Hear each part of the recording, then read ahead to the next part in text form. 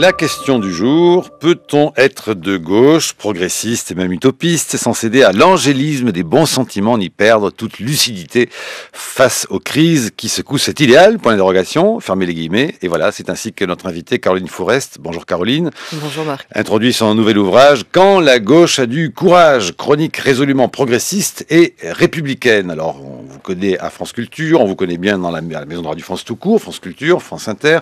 Vous êtes éditorialiste et entre autres rédactrice en chef de la revue féministe Pro-Choix. Et vous aviez été séduite lors du discours du Bourget pendant la dernière campagne électorale prononcé par le candidat socialiste François Hollande. C'était au mois de janvier dernier.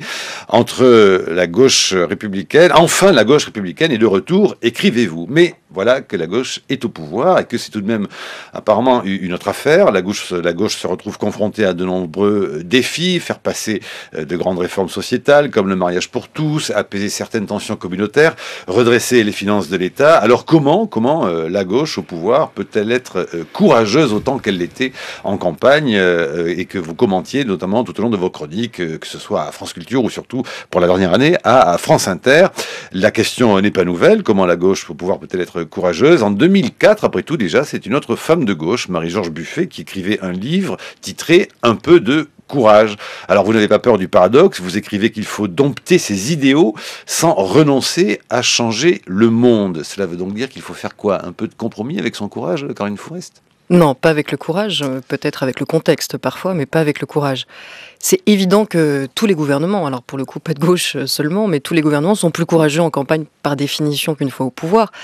Mais en l'occurrence, ce qui moi m'avait plu dans cette campagne, c'est que c'était un peu l'aboutissement de 10 ans de résistance intellectuelle à se battre pour que notamment la gauche se clarifie les idées sur un certain nombre de sujets comme la crise du multiculturalisme, la montée des intégrismes, et ne cède pas à cette tentation du déni, de l'aveuglement, par peur de flatter le racisme, ce qui n'est pas évident, parce que c'est beaucoup plus facile de combattre un seul adversaire que deux en même temps.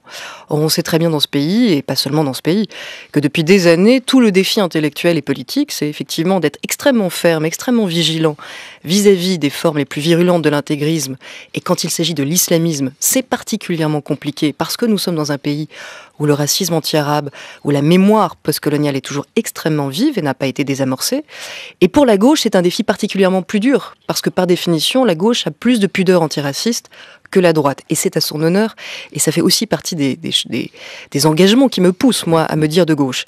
Mais si cette gauche qui aspirait à reprendre le pouvoir après des années de sarkozysme n'avait pas fait une clarification intellectuelle très ferme sur ces sujets-là, si elle avait continué à se montrer peu laïque, par exemple, dans ses discours, et vous parliez du discours du Bourget, où François Hollande a mis le respect de la laïcité, la loi de 1905 très haut dans son discours comme une priorité, je pense que la gauche ne serait pas au pouvoir aujourd'hui, et je pense que nous serions toujours sous Nicolas Sarkozy. Présider la République, c'est être viscéralement attaché à la laïcité.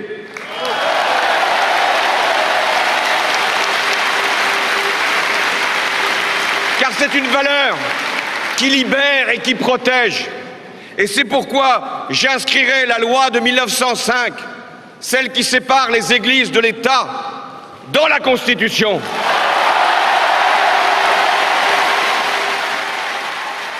Et alors, ce jour-là, Caroline Fourest, nous sommes le 22 janvier dernier au Bourget, vous bichez.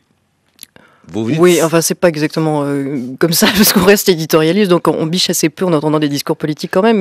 Mais non, non, en fait, je suis soulagée. Pour vous dire honnêtement, j'ai une espèce d'immense fatigue en fait de me dire aller faire des centaines de conférences, aller essayer de taper à toutes les portes de tous les courants de gauche, pas simplement au Parti Socialiste, dans tous les partis de gauche, pour faire en sorte que cette valeur ne soit pas abandonnée à la droite, sous prétexte que une certaine droite l'instrumentalise, et effectivement de façon parfois très grossière et très dangereuse, oui, c'est un immense soulagement. Après, on passe à la pratique. Je n'ai déjà à ce moment-là aucune illusion sur la mise en pratique de la promesse que vient de faire François Hollande, par exemple. On a par exemple entendu Arlène Désir le week-end dernier à Toulouse lors du congrès du Parti Socialiste rappeler, je le cite, il faut être très ferme sur nos valeurs. Oui, a dit Arlène Désir, nous ouvrirons sur le mariage et l'adoption à tous les couples. Oui, nous nous battrons pour le droit de vote des résidents étrangers aux élections locales. C'est une question de fraternité, d'égalité et de dignité républicaine. Est-ce que ces propos vous rassurent, au fond, Caroline Fourest? On a le sentiment que cette fermeté affichée à nouveau, sous forme aussi de harangue, au fond, à Toulouse par Harlem Désir, est-ce qu'elle ne serait pas en train de révéler que le gouvernement, on le sait peu à peu, alors certains disent lâche, ou en tout cas aménage certaines de ses promesses? Alors, on va commencer peut-être par celle qu'on vient d'entendre. La promesse d'inscrire la loi de 1905 dans la Constitution, plus personne n'en parle aujourd'hui. Parce que dès le lendemain de sa promesse, François Hollande a commencé à recevoir beaucoup de plaintes, visiblement. Vous étiez à fond pour, vous, a priori? Moi, je pense que c'était important de formuler cette priorité. La mise dans la Constitution, je la trouve intéressante parce que ça permet effectivement de replacer la loi de 1905 sur un pied juridique prioritaire qui va clarifier un certain nombre de tentations d'accommodement raisonnable dont tout le monde aujourd'hui, à peu près, est d'accord pour dire qu'il faut éviter cette dérive-là, comme au Québec par exemple. Maintenant, dans sa mise en pratique, ça demande un immense bras de fer sur la question de l'Alsace-Lorraine notamment, de l'Alsace-Moselle pour être plus précis. Le Concordat. Et le Concordat, dont on sait très bien que sur place, bon, la gauche n'est pas déjà en position de force, mais pour le coup, si elle engage ce bras de fer, ça va coûter cher aux élus locaux. Et donc visiblement, ils sont très très déterminés à faire en sorte que ça ne soit pas inscrit, alors que je trouve très difficilement défendable, moi, qu'on ait une France à deux vitesses à ce point-là, entre nos différents territoires. Et en plus, je pense que même politiquement, ce serait passionnant d'engager ce bras de fer, parce que certes, ça réveillerait des passions, de vieilles passions, vis-à-vis notamment du bras de fer avec l'Église catholique sur un certain nombre de sujets, mais je crois que ça aurait des vertus extrêmement apaisantes et éducatives pour montrer que dans ce pays, la laïcité ne s'applique pas désormais qu'à une seule religion, mais bien à toutes, et qu'elle a cette histoire-là. Ah ben vous n'y allez pas de main morte dans votre introduction, hein. Vous dites il ne faut surtout pas, dans l'esprit de consensus aujourd'hui dans lequel nous vivons, alors je vous cite à nouveau exactement, il ne faut pas assouplir l'esprit de 1905, mais le durcir. Oui, bien sûr, le durcir, parce que l'esprit de 1905 est un esprit de compromis. Donc durcir le compromis, c'est juste rester extrêmement vigilant et ferme.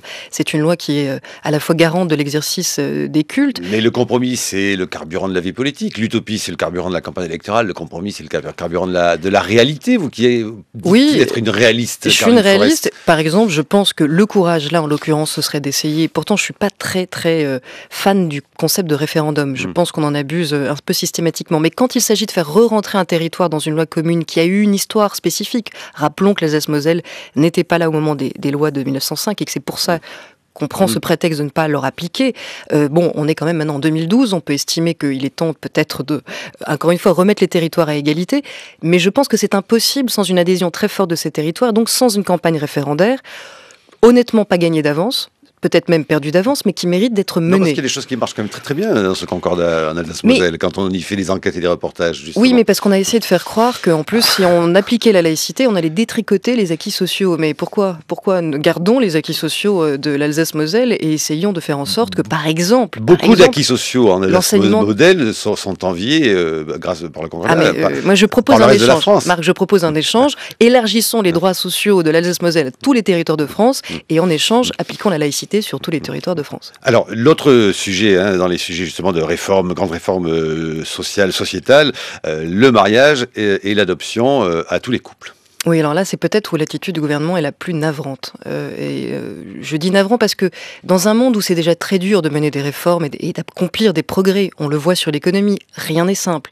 Quand vous êtes en position de force, comme l'a été ce gouvernement, au début, comme tout gouvernement, et que vous avez sous la main dans vos paniers une réforme qui faisait partie de votre programme, qui était approuvée par la majorité des Français et qui aurait pu passer très vite, de façon très consensuelle, se prendre les pieds dans le tapis à ce point-là, entre les annonces maladroites de Christiane Taubira, le retard du calendrier absolument incompréhensible à l'extérieur et d'ailleurs peu justifié, faire en sorte que de laisser monter une opposition, de relaisser monter une forme de discours extrêmement nocif, je pense, pour la cohésion sociale, parce qu'on n'a pas su aller assez vite sur cette réforme, et commencer déjà à reculer sur la PMA, et peut-être même sur le droit à l'adoption, ce qui serait extrêmement grave.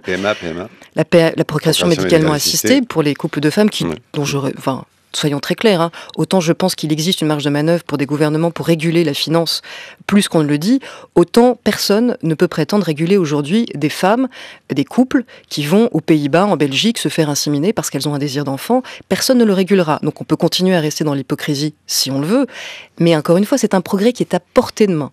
Y renoncer quand c'est peut-être un des seuls qu'on peut faire, qui ne coûte pas d'argent et qui au contraire remonte un peu le moral. Et qui aurait pu être fait très vite selon la logique de ce que l'on rappelle que François Mitterrand au fond a fait passer quelques lois très très rapidement parce que dans la foulée, au fond de l'élection, il y avait des choses plus faciles à faire que s'il avait fallu attendre, comme par exemple la peine de mort aussi. Oui, oui, et puis le bras de fer était beaucoup moins dur même que pour la peine de mort. Oui. Donc vraiment, c'est hallucinant, encore une fois, de perdre ce temps, d'envoyer des signaux aussi hésitants qui renforcent un camp arc-bouté et opposé à ce projet qui était jusqu'à présent extrêmement minoritaire et qui se durcit à droite, parce que du coup, évidemment, François Fillon, Jean-François Copé sont obligés de faire de la surenchère pour des questions de clivage politique. Donc c'est vraiment une hésitation coupable. Alors, on me dit peut-être que, visiblement, ce qui fait hésiter un certain nombre même à gauche, sur la question de la procréation médicalement assistée, c'est de se dire, mais si on donne la PMA aux couples de femmes, il faudra donner un jour la gestation pour autrui aux couples de garçons. C'est une absurdité, c'est une malhonnêteté intellectuelle entretenue, puisqu'il est évident que la gestation pour autrui fait intervenir un troisième corps, fait intervenir une autre question juridique immense. Et là, je conviens que le débat mériterait des années et il n'est absolument pas question de l'ouvrir. Nous parlons simplement, encore une fois, de l'égalité pour tous au sein du mariage, de permettre le droit à l'adoption pour tous, puisqu'il est déjà donné à des célibataires. Pourquoi ne pas le donner à des couples qui le désirent, qui ont un projet d'enfant?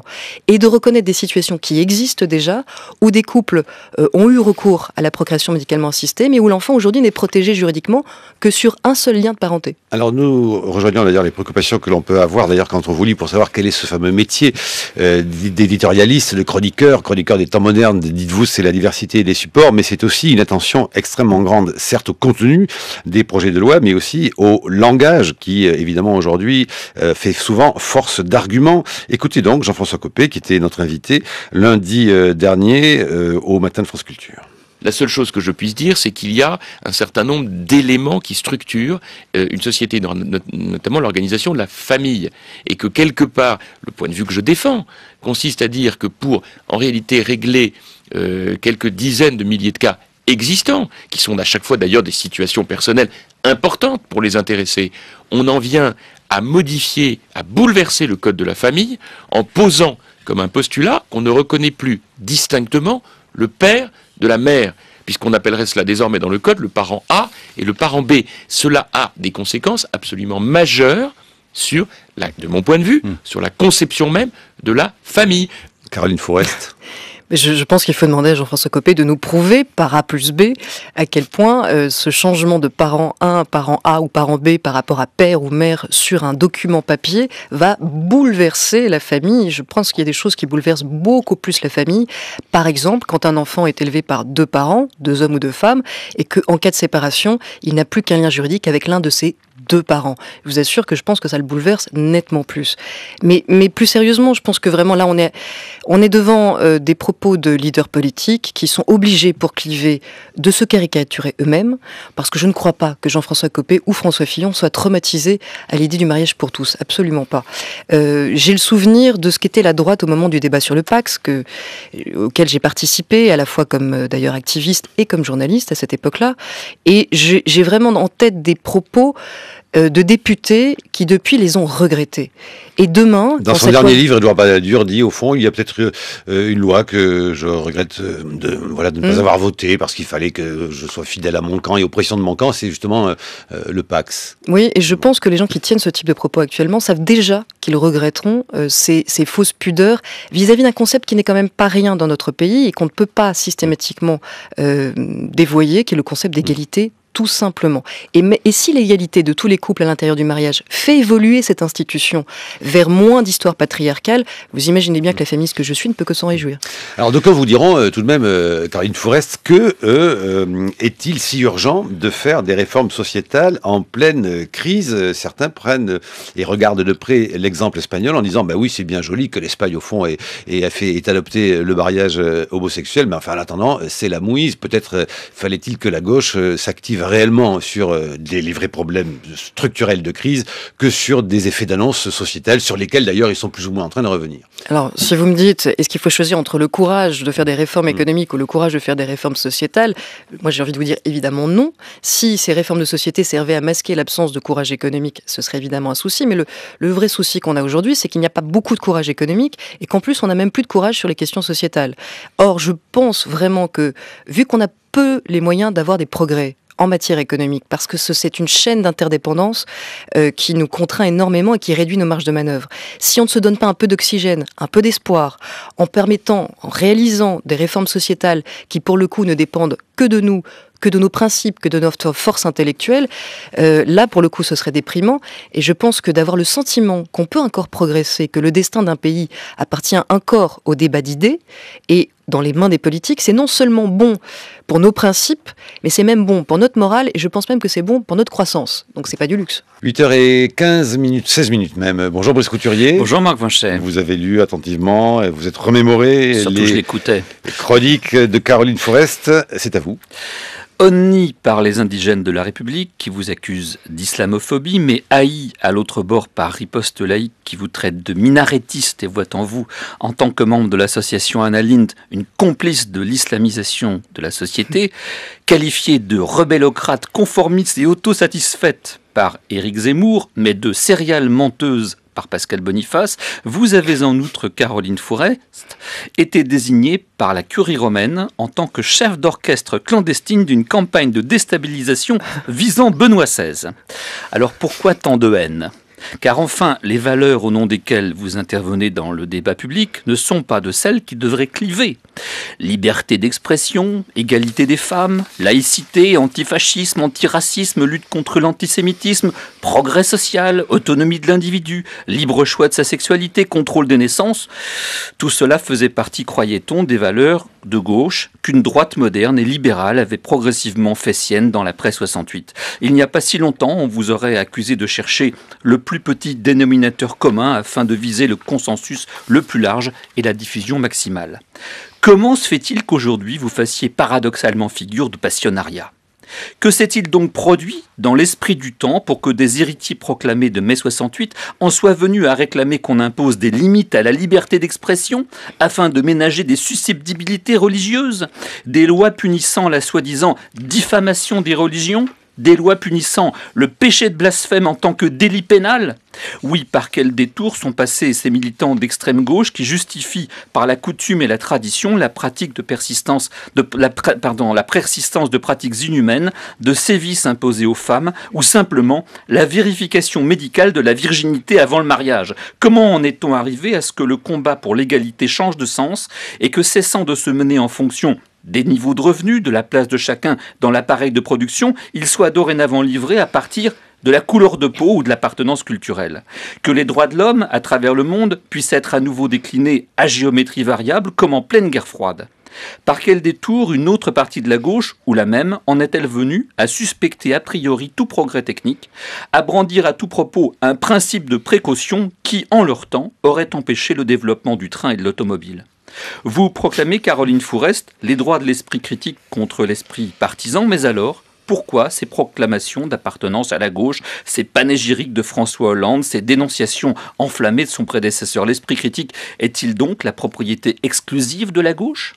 Son monopole pour l'éternité? Pensez-vous que Paul Valéry, Ortega y Gasset, Raymond Aron, Mario Vargas Llosa, pour ne prendre que ces exemples, aient jamais manqué à cet esprit critique dont vous vous réclamez? François Mauriac. Et François Mauriac, on peut l'ajouter parfaitement. Il me semble à moi que le combat d'aujourd'hui ne se déroule plus entre une gauche qui aurait le monopole des Lumières et une droite, celui des anti-Lumières, mais entre un camp des Lumières qui rassemble gauche et droite laïque, républicaine et universaliste d'une part, et les camps des anti-Lumières, celui d'une droite crispée sur un communautarisme d'un autre âge, la terre et les morts, et une gauche prétendument nouvelle, qui fait le jeu des nouveaux communautarismes ethnico-culturels qui ne valent pas mieux.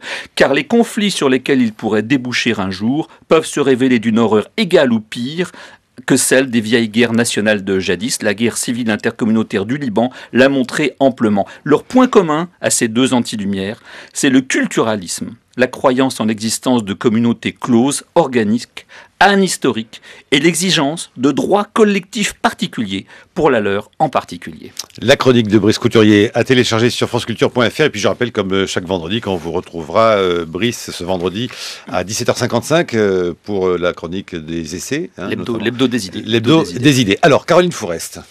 Non, mais d'abord, je suis toujours très admirative de l'esprit de synthèse et l'esprit de controverse de Brice Couturier, donc je réponds volontiers. Non, évidemment que non, la gauche n'a pas le monopole de l'esprit critique, et bien sûr que oui, il y a des passerelles intellectuelles aujourd'hui très très fortes entre des républicains de droite et de gauche sur ces questions de redéfinition de ce que c'est que la politique du vivre ensemble. Est-ce qu'on doit aller vers le multiculturalisme qui consacre le droit à la différence et le culturalisme, ou au contraire maintenir un fond commun et au nom de l'universalisme. Et en même temps, pour moi, c'est très important de continuer effectivement à dire d'où je parle. Et je parle de la gauche. Et je parle de la gauche et je tiens à ce que cette vigilance vis-à-vis notamment de ces dérives continue à être portée visiblement à gauche. Donc c'est important de le rappeler. Maintenant, vous avez raison, Brice, il y a aujourd'hui un grand fossé entre deux gauches, même si je pense qu'on a beaucoup caricaturé et peut-être un peu exagéré le poids de la gauche que vous décrivez, la gauche culturaliste, dans le déni, encore une fois, du danger des intégrismes, prêt à tous les renoncements post-68 par espèce de complaisance envers les nouveaux réactionnaires que sont les ultra-religieux et les partisans du droit à la différence culturelle. Je pense je l'ai dénoncé dès 2006 dans un livre qui s'appelait La tentation obscurantiste et qui a été un petit livre qui a été utilisé, je le sais parce que je l'ai vécu encore une fois sur le terrain en conférence dans beaucoup de courants de la gauche, qui a été utilisé par des militants aussi bien du Front de gauche, du Parti socialiste, mais même au NPA et parfois même au sein d'Europe Écologie Les Verts, pour mener, un peu moins, avec plus de difficultés, mais pour mener cette bataille pour une gauche qui reste, mais vraiment de façon intransigeante, laïque, féministe et universaliste. Et j'ai vu venir aussi, donc ce combat a été long, mais j'ai vu venir qu'à un moment donné, quand il commençait à être relativement gagné, parce qu'il faut quand même admettre qu'aujourd'hui la gauche n'est pas celle de 2004, complètement désemparée par ces sujets, que le NPA a, après avoir présenté une candidate voilée, pas seulement pour cette raison, mais a été largement, laminé, et qu'aujourd'hui la gauche de la gauche est plutôt incarnée par un parti de gauche, qui est beaucoup plus clair sur ces sujets, à qui on ne peut pas faire ce procès de ne pas défendre la laïcité. C'est important comme clarification. Pareil au Parti socialiste. La ligne de la défense naïve du multiculturalisme, qu'on peut résumer, qui était peut-être un peu plus portée par Martine Aubry, par exemple, que par François Hollande, a plutôt perdu cette bataille-là. Donc ces clarifications sont importantes. Et pourquoi pour moi c'était important de les mener en tant que progressiste et en tant qu'intellectuel de gauche? C'est parce que justement je ne voulais pas que ces errements, ces confusions puissent servir au rejet de l'ensemble des valeurs progressistes, y compris sur les questions économiques. C'est-à-dire qu'on a trop souvent utilisé, par exemple, les errements du mouvement altermondialiste, la complaisance envers certains groupes qui, au nom de la lutte contre l'impérialisme, avaient des complicités coupables avec l'islamisme, pour rejeter l'ensemble des propositions des altermondialistes qui ont quand même des choses à dire sur le monde, sur le capitalisme financier, sur la crise actuelle. Et c'est parce que j'ai voulu cette clarification que je souhaite aujourd'hui qu'on entende que ces clarifications ont eu lieu, et que donc la démarche de progrès, y compris sur le retour de l'État, y compris sur une politique plus ambitieuse de mise au pas du capitalisme financier, n'est pas défigurée par ces confusions. Cela dit, on pourrait, Caroline Fourest, vous reprocher que le constat que vous faites sur les dangers du multiculturalisme, notamment en Europe, que le modèle que connaît par exemple la Grande-Bretagne est en crise, il n'est pas celui de la France. Nous n'avons pas vécu jusqu'à présent dans une société dite multiculturelle telle qu'on l'entend dans sa définition anglo-saxonne. Justement, il faut qu'on définisse, parce que là aussi, j'ai consacré un livre qui s'appelle La dernière utopie et qui essaie de clarifier toutes ces questions. Parce qu'il y a une immense confusion entretenue entre multiculturel et multiculturalisme. Le multiculturel est la réalité de nos vies, la réalité du monde, et elle ne changera pas, et c'est très heureux. Le multiculturalisme, et peut-être que d'ailleurs il faut abandonner ce mot, parce que je pense qu'il génère trop de confusion. On entend par multiculturalisme en fait une politique publique qui est allée trop loin dans le fait de consacrer le droit à la différence et même à la dérogation aux lois communes, sous prétexte de respecter l'appartenance culturelle ou religieuse. Et en réalité, le problème des sociétés qui sont allées trop loin, notamment au Canada ou aux États-Unis, c'est parce qu'elles ont consacré le droit et la liberté religieuse au-dessus des autres droits. Et c'est ça qui pose problème, surtout dans un contexte de montée des intégrismes qui ont su utiliser mais parce que le droit supérieur pour obtenir des dérogations. Tout cela étant le droit de la personne privée. Oui, non. Au nom de la liberté aussi... religieuse, qui est, encore une fois, qui est une chose assez spécifique, c'est-à-dire que parce que, par exemple, si vous avez une loi qui vous oblige à montrer votre visage ou à respecter ce qui protège la sécurité et l'ordre public, quelqu'un va vous dire, mais moi, ma religion me demande de me couvrir intégralement, donc je ne veux pas me soumettre à ces contrôles. Ça, c'est de la dérogation. Et là où vous avez raison, Marc Vincher, c'est que quand la droite fait semblant de dire qu'il y a un immense risque dans ce pays de dérive vers le multiculturalisme, il y a quand même quelque chose d'assez troublant dans cette affaire. Parce que ce risque a été contenu. Il a été contenu grâce à la résistance intellectuelle de républicains de droite comme de gauche pour refuser notamment quoi ? La dérive que voulait Nicolas Sarkozy. Ça n'est pas parce que je suis de gauche que j'ai été très critique envers ce président uniquement. Dès le départ, vous dites, vous n'avez pas attendu d'être déçu ou pas, vous. Non, dès le départ, dès la campagne de 2007, quand à l'époque, c'était peut-être moins à la mode chez les éditorialistes. Pourquoi ? Parce que je suis profondément attachée au modèle français, social et culturel. Et que Nicolas Sarkozy était porteur d'un projet franchement fasciné par le modèle anglo-saxon, certes qui s'est retrouvé à changer de pied après la crise financière, mais jusqu'à la crise financière, et même encore un peu après, c'était l'homme qui voulait importer les subprimes, c'était l'homme qui voulait importer les statistiques ethniques, et c'était l'homme qui d'un côté instrumentalisait beaucoup la question de l'islam pour flatter le pire, et de l'autre menait une politique ultra-communautariste ou à jouer avec laïcité le feu. Ouverte. Laïcité ouverte, présence au congrès du OIF. Exactement, jeu de dupe avec l'OIF. D'un côté, je mets KO Tariq Ramadan à la télé, de l'autre côté, je consacre l'organisation de son frère Annie Ramadan, qui n'est évidemment pas mieux. Donc c'est ça qui, moi, m'a poussé à écrire tant de chroniques au départ contre la politique de Nicolas Sarkozy. Et puis quand beaucoup d'éditorialistes s'y sont mis, tant mieux, j'avais le droit de changer un peu de sujet, et honnêtement, je le faisais avec plaisir. Et je pouvais revenir à la critique de mon propre camp aussi, mais il fallait tenir tout à la fois. Brice Couturier. Le problème, il me semble, c'est que pour une partie de la gauche, vous dites que la bataille est gagnée parce que ça a été finalement François Hollande qui a gagné les primaires socialistes. Ça me paraît un petit peu optimiste.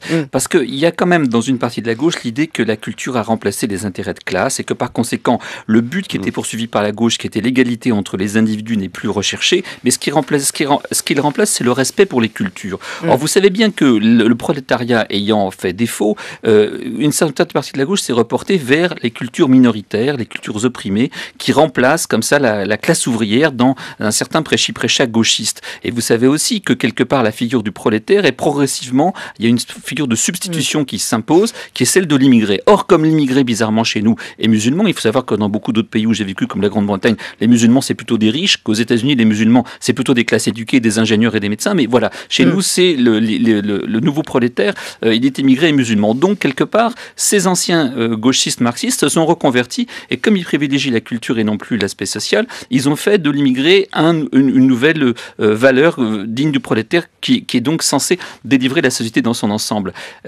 Par sa propre délivrance, il va désaliéner la société dans son ensemble. Et là, il y a quand même un problème de fond. Il n'est pas réglé. Je ne suis pas d'accord avec vous, à gauche. Caroline Forest.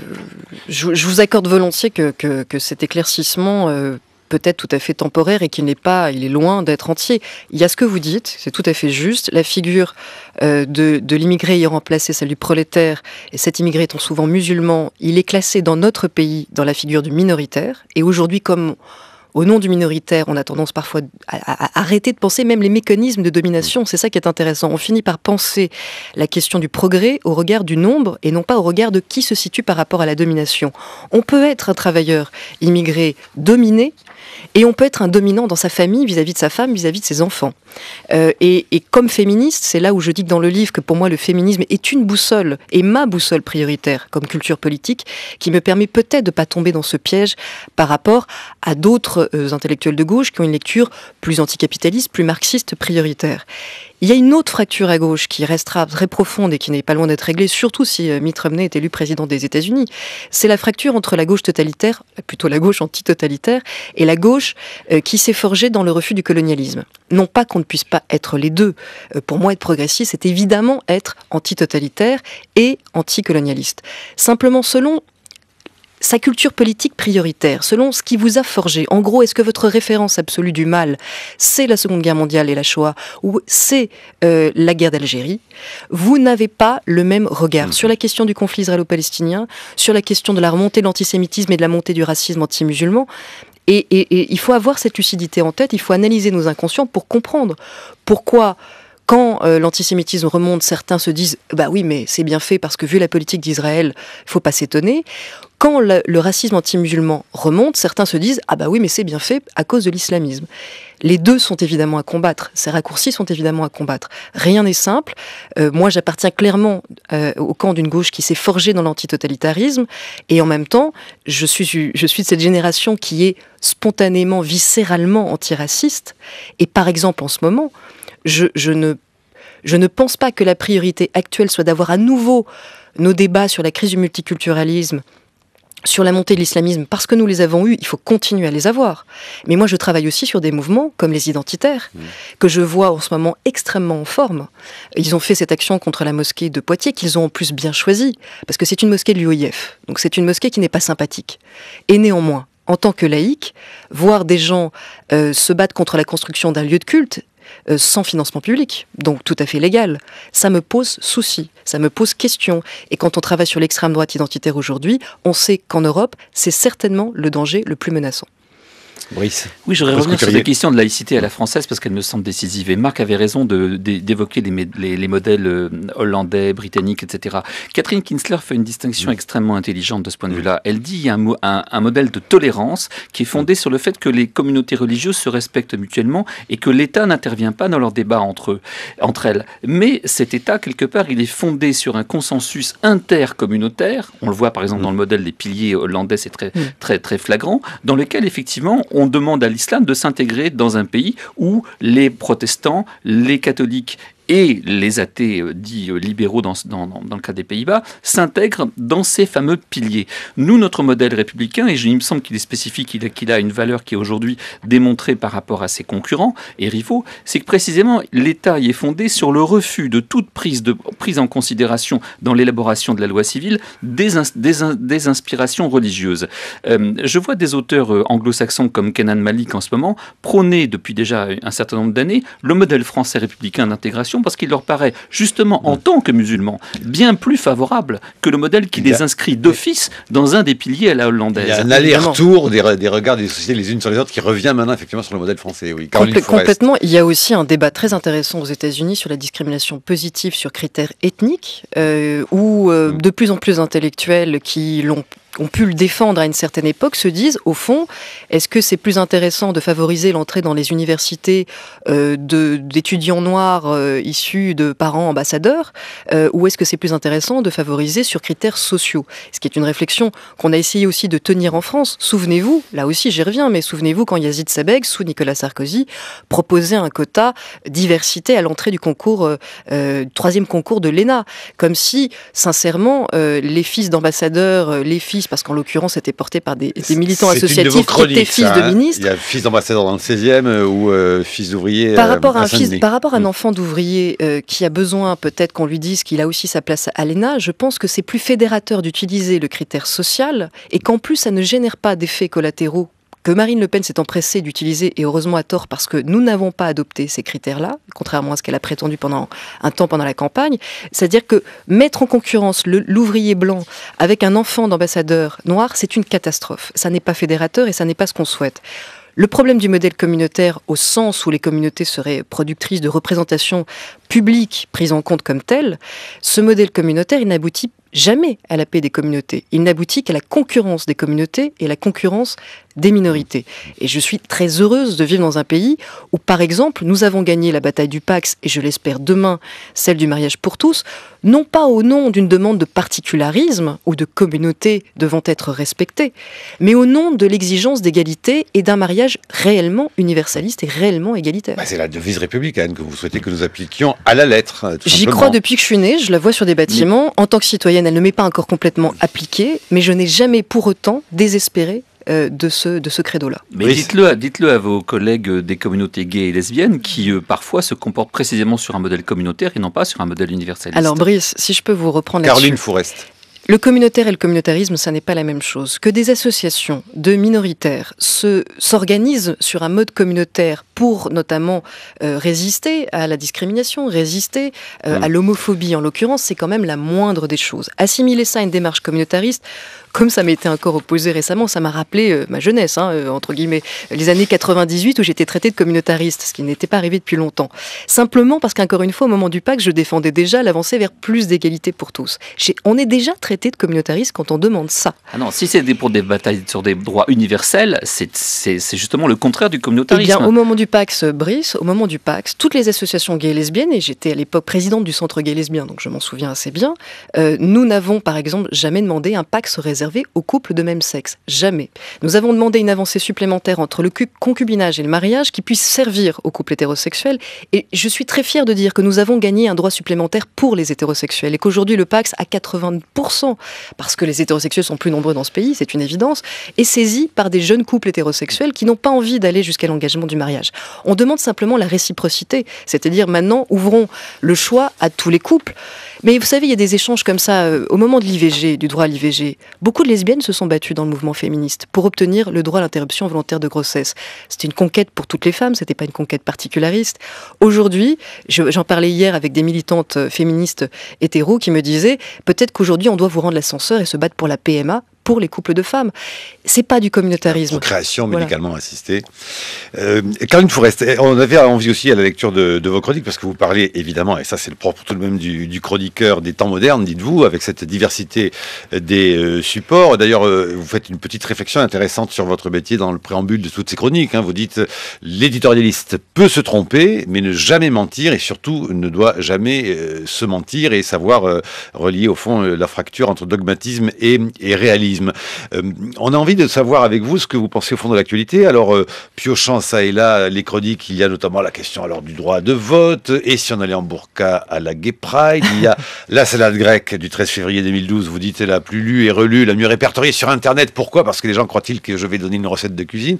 Et puis, bon, l'IPAD est à la mode, mais attention à la censure et à la liberté éditoriale chez Apple. Et puis, il y a tout de même celle du 23 mars 2013, dont je ne sais plus d'ailleurs si c'était dans Le Monde, sur France Culture ou sur France Inter, enfin sans doute, non, sans doute Le Monde ou France Inter, sur l'affaire Mera. Et vous vous interrogez, au fond, est-ce que c'est une bourde, une faillite de la République ? Et vous écrivez, le 23 mars 2013, on a du mal à comprendre qu'un homme ayant semé autant d'indices ait pu s'armer sans éveiller les soupçons. Il y a un problème d'affectation peut-être des moyens, et plutôt que de renforcer, je raccourcis, mais plutôt que de renforcer, dites-vous, les contrôles aux faciès, oui, c'était en 23 mars 2012, plutôt que de renforcer les contrôles aux faciès qui ne changent rien mais exaspèrent les populations visées, encore faut-il s'interroger sur ce que sont les postures guerrières, qui ne sont que des mots, alors que c'est le renseignement discret qui nous protège. Vous avez suivi l'actualité comme moi de l'affaire Mera, où l'on observe qu'il y aurait des failles dans le suivi de Mohamed Merah. Des failles. Oui. Alors, est-ce que vous pensez que là, justement, il y a quelque chose qui est typiquement de l'ordre d'une faille de la République, ou, hélas, avec beaucoup de guillemets, je vais le dire, une faute d'inattention, entre guillemets, qui, évidemment, est totalement horrible et dramatique. D'abord, soyons clairs, vu le nombre de capacités... Aujourd'hui, nous sommes face à des risques terroristes tellement individuels et tellement rapides. C'est-à-dire que nous sommes face à des gens, et c'est pas valable que pour les Mohamed Merah, c'est valable pour les Anders Breivik aussi. Ce sont les mêmes profils. Vous savez, ce tueur norvégien qui a ouvert le feu sur des jeunes parce qu'il était en guerre contre le multiculturel et contre l'islam. C'est-à-dire que nous sommes face à des jeunes qui peuvent se radicaliser extrêmement vite à partir de vidéos sur Internet. Et dans le cas, c'est vrai, de l'islamisme, très vite rencontrer des réseaux qui, en plus, prennent en charge la promesse de l'au-delà, ce qui, quand même, accélère encore plus cette radicalisation.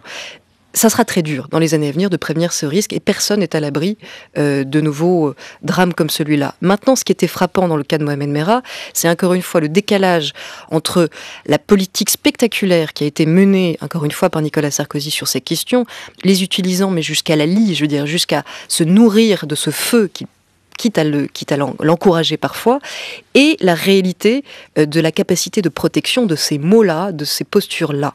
Parce qu'en réalité, sur ces risques-là, on peut se gorger de mots, mais la seule chose qui nous protège, c'est effectivement un renseignement de qualité. Ce sont des process, enfin en tout cas des des courroies de transmission au sein de la DCRI qui font bien leur travail. Donc, il y a des moments, moi, parce qu'il y a des gens, visiblement, quand on lit les enquêtes révélées notamment par Libération ou Le Parisien, il y a des gens qui avaient très bien fait leur travail. Mais d'abord, on peut le dire, parce que parce qu'on a l'habitude un peu pavloviennement d'accuser, de montrer du doigt. Il y a des gens qui ont réellement bien fait leur travail. On a demandé sur place aux gens d'aller enquêter vers l'extrême droite de manière prioritaire et d'exclure plus ou moins la piste islamiste. Souvenez-vous que moi-même, je parle en amont. Oui, mais précisément dans l'affaire Mération, s'il y a eu tellement de ratés, c'est aussi parce qu'on ne voulait pas désigner, on ne voulait pas stigmatiser la communauté musulmane et que donc la liste de terroristes dont ils avaient entre les mains étant de cette acabit-là, on a préféré la piste extrême droite. Sauf que on s'est trompé. Moi-même, je me suis trompé. Souvenez-vous que le matin même, j'ai fait un truc sur le racisme monte, etc. Je m'étais bourré comme tout le monde. Mais d'autres, donc il n'y a pas que la police qui s'est trompée. Nous aussi, les journalistes, il faut faire aussi notre autocritique.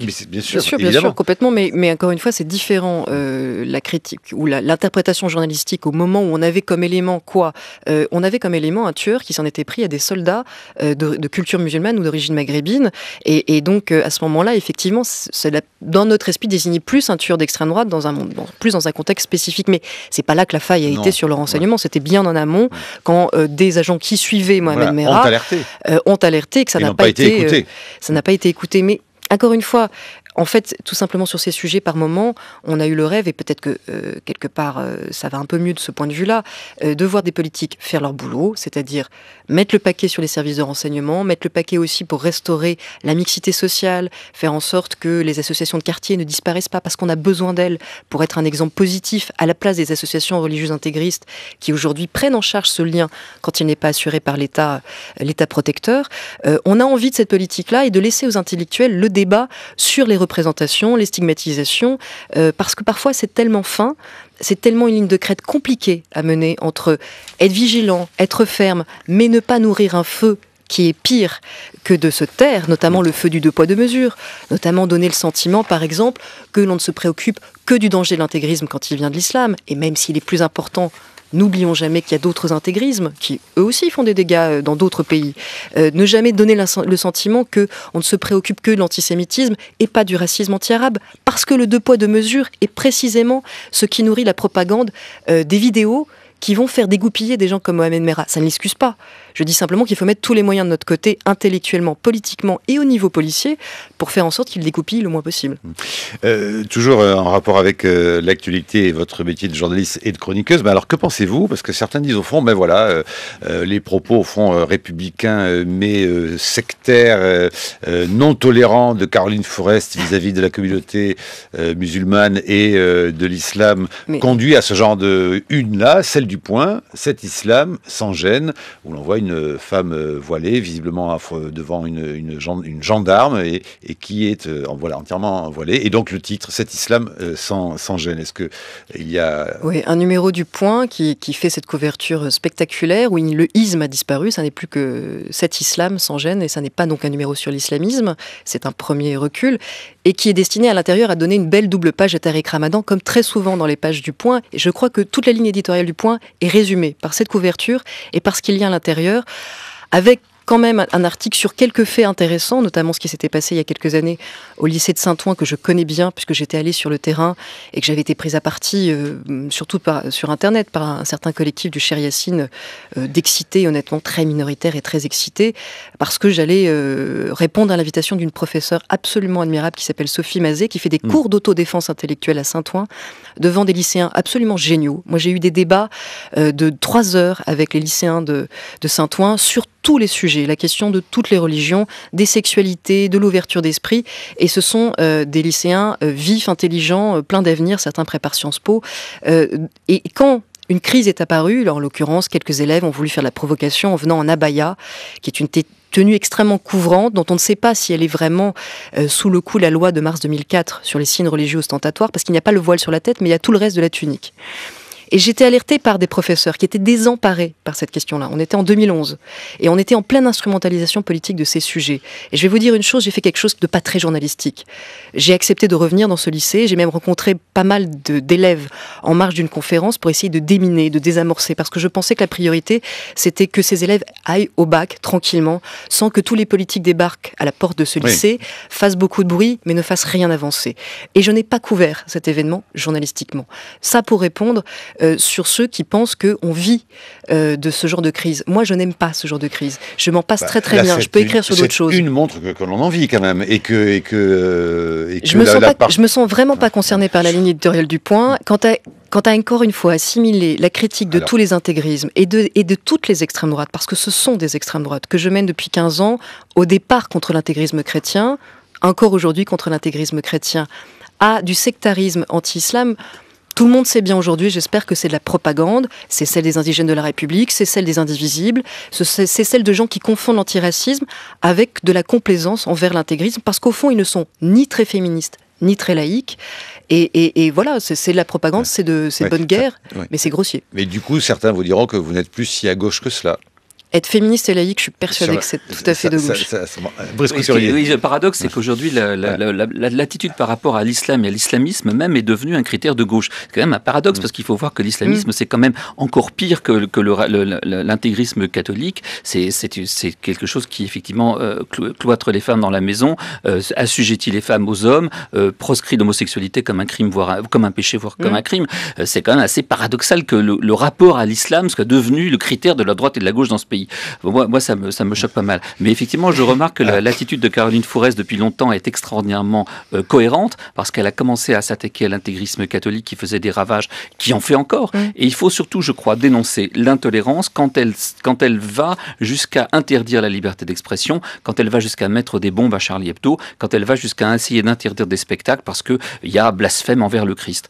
Ça, ce n'est pas tolérable. Il faut que la République soit plus ferme et plus forte et qu'elle se fasse défendre. Qu'elle sache se défendre. La République est assez ferme, mais ce qui m'angoisse, c'est effectivement que des groupes, en l'occurrence des militants des indigènes de la République ou des indivisibles, soient capables d'aller jusqu'à écrire des manifestes qui refusent de soutenir Charlie Hebdo au lendemain de l'attentat. C'est ça qui est sidérant, c'est-à-dire la violence de ce non-soutien qui en dit tellement long sur leur complaisance, leur renoncement, mais ce sont des petits groupes en réalité. Et quand je disais qu'ils ont perdu la bataille... Ils peuvent interdire la liberté d'expression dans ce pays, et ça vous est arrivé à la fête de l'UMA, vous avez été pris à partie, vous n'avez pas pu vous exprimer. Il y avait 30 crétins, ça suffisait pour empêcher les 2000 qui voulaient vous entendre. Sur cette fête-là, effectivement, ils ont plutôt réussi leur coup, puisqu'ils ont pris, pour le coup, à partie toute une salle de militants de la fête de l'UMA qui étaient venus écouter un débat dont je rappelle que le thème était sur l'extrême droite.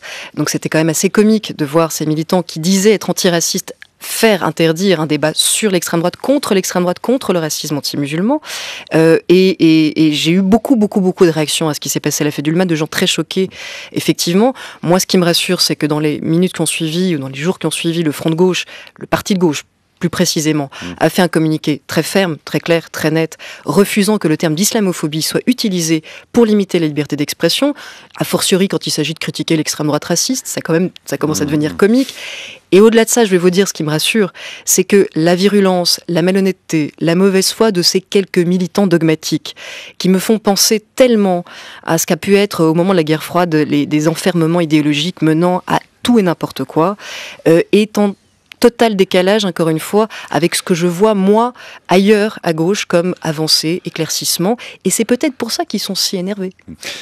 Caroline Fourest, nous arrivons presque au bout, quasiment au bout de l'émission. Alors évidemment, on a envie de savoir par moment, au fond, qu'est-ce qui vous fait revêtir, avoir cette écorce qui semble vous prémunir de toutes les attaques et de, Dieu sait si vous en connaissez, même des procès. Ah tiens, vous avez quand même perdu un procès contre Marine Le Pen. Presque perdu. 800 euros d'amende avec Fiametta Vénère. Alors vous savez pourquoi ? J'ai tapé en direct, je le fais en direct, j'ai tapé sur une barre de recherche de moteur de recherche bien connue, Fourest. Et je fais actualité. Non, je ne peux jamais faire ça. Oui, vous savez, voilà. Mais donc, j'ai évidemment des choses qui viennent sur l'islamophobie, quelle conclusion après le mot de procès Marine Le Pen, et puis donc ceci, Marine Le Pen, Caroline Fourest condamnée par Marine Le Pen. Oui, très intéressant. Mes avocats estiment qu'on a gagné. Alors moi, j'ai un peu de mal à le voir comme ça, parce qu'évidemment, je sais que Marine Le Pen va l'utiliser pendant une dizaine d'années, mais il se trouve qu'on a gagné sur 80% des points sur ce livre. On a gagné sur la dénonciation d'emplois fictifs au Front National, on a gagné sur la fraude fiscale de Jean-Marie Le Pen, on a gagné sur des menaces de mort proférées au sein de ce parti vis-à-vis de l'ancien imprimeur, et nous avons perdu effectivement notamment sur un point en réalité, qui est le fait d'avoir cité les propos de Pierrette Le Pen dans Rolling Stone au moment du divorce avec Jean-Marie Le Pen. Pen. Des propos qui ont été cités 1000 fois par plein de confrères et que visiblement la Cour estime qu'aujourd'hui on ne peut plus citer parce que Pierrette Le Pen rapportait des propos racistes et antisémites tenus par Jean-Marie Le Pen, ce qui est totalement un scoop, dans la sphère privée. Donc voilà, on a perdu pour ça, et c'est évidemment très dur à digérer parce que les gens vont retenir que c'est une condamnation, alors qu'en réalité, le sérieux du livre, de l'enquête, de ces plus de 500 pages ont été complètement reconnus, mais que, encore une fois, je crois que la Cour a voulu faire un jugement de Salomon, donner 1 point sur les 14 qui étaient poursuivis, en l'occurrence 1 point, qui concerne un épisode, c'est un peu plus grave que ça, c'est-à-dire que cet épisode du divorce de Pierrette et Jean-Marie Le Pen, c'est quand même un événement, c'est une polémique qui fait partie de notre histoire politique, parce qu'il s'est dit beaucoup de choses au moment de ce divorce, sur les coulisses du Front National, sur les coulisses du Jean-Marie Le Pen privé. Le fait que Marine Le Pen soit désormais la seule à pouvoir jouer de cet épisode pour se présenter comme une martyre des journalistes et des médias, sans qu'on puisse rappeler ce qui était notre cas dans notre livre, rappeler le contenu des révélations qui a justifié peut-être que des journalistes s'en emparent, c'est une façon de permettre une fois de plus à Marine Le Pen de garder la main sur l'histoire du Front National, de la réécrire pour évidemment renforcer son positionnement futur. C'est assez grave du point de vue de la liberté de la presse. Qu'est-ce qui vous a constitué ce cuir ? Je ne sais pas si c'est du cuir. Écoutez, vous étiez où à l'école ? Georges Duby dit... Dans un lycée privé catholique, bien sûr. Voilà, tout s'explique. Georges Duby disait, on sait bien qui est quelqu'un quand on sait où il a été petit à l'école. Non, j'ai été longtemps dans un lycée privé catholique, puis dans l'école publique, avec beaucoup de bonheur. J'étais ravie de rencontrer des gens un peu plus différents que ceux que je croisais dans un lycée privé catholique d'Aix-en-Provence, qui est une très, très belle ville par ailleurs, mais c'est pas la question. J'étais ravie de venir vivre à Paris très jeune, au moment du divorce de mes parents. Et j'ai respiré d'oxygène en me disant cette ville est magnifique et je ne le regrette pas, cette ville est magnifique pour les gens qui aiment le débat d'idées. Et je peux vous dire que quand on voyage et qu'on sait que dans d'autres pays, toute polémique, tout débat intellectuel est vécu comme quelque chose presque de mal poli, on adore vivre en France, où on a ce goût du débat, ce goût de l'écriture, ce goût du faire. Et je ne sais pas si c'est du cuir, je ne sais pas si c'est de l'écorce, peut-être juste de la mousse, mais quand on porte le fer, c'est normal de prendre des coups de sabre. Je ne dis pas qu'ils font toujours du bien par où ils passent. Mais on finit par l'accepter parce qu'on sait qu'on porte le fer et c'est ça qui aide à tenir. De toute façon, il y a quand même, au début du livre, vous reconnaissez une chose, une qualité à Nicolas Sarkozy, c'est qu'il ne vous a pas du tout empêché de travailler. Ah non, pas du tout. Non. Et franchement, comme j'étais un peu jeune éditorialiste, je ne savais pas du tout comment ça se passait, parce que j'entendais beaucoup de gens dire, ça y est, quand un gouvernement passe, on met au pas les autres éditorialistes. Moi, je m'attendais gentiment à prendre de 12 vacances ou à faire une réorientation professionnelle. Je n'ai jamais autant ferraillé, écrit et travaillé que sous Nicolas Sarkozy. Et j'ai même envie de dire que du point de vue journalistique, c'est toujours plus passionnant d'être dans l'opposition.